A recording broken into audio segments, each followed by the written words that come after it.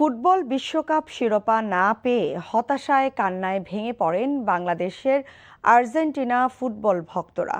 আর Spain শিবিরে উল্লাস। Argentina সমর্থকরা বলছেন হারটা খুব কষ্টের, খেলায় হার জিত থাকবেই, তা মেনে নিয়ে দলের পক্ষে থাকার কথা জানিয়েছেন তারা। হার জিত ছাপিয়ে বিশ্বকাপ ফাইনাল ম্যাচ ঘিরে ঢাকা বিশ্ববিদ্যালয়ের টিএসসি সহ দেশের বিভিন্ন স্থানে উৎসব মুখর পরিবেশে বড় পর্দায় খেলা দেখেছেন ফুটবল প্রেমীরা। আপেল শাহরিয়ার রিপোর্ট। টানা দ্বিতীয়বারের মতো শিরোপা ঘরে নিচ্ছে আর্জেন্টিনা। এমন স্বপ্নে বিভোর দলটির সমর্থকরা জড়ো হন ঢাকা বিশ্ববিদ্যালয় সহ বিভিন্ন স্থানে বড় পর্দায় খেলা দেখতে।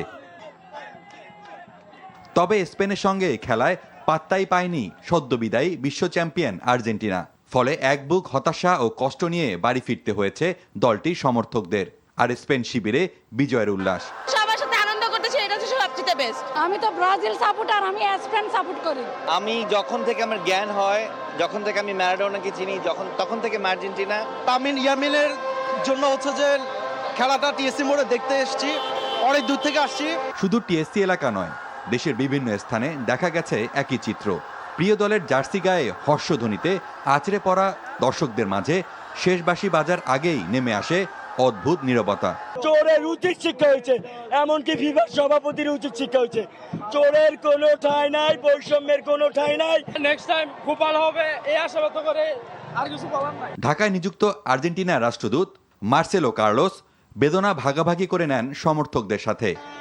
সাভারে ফুটবল প্রেমীদের বাঁধনহারা উৎসবে বেদনার সাক্ষী হলেন তিনি।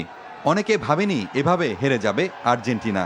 বিশ্বকাপ ফুটবলের মহারণে স্পেনের কাছে 1-0 গোলে হেরে শিরোপার স্বপ্ন ভেঙে যায় আর্জেন্টিনার।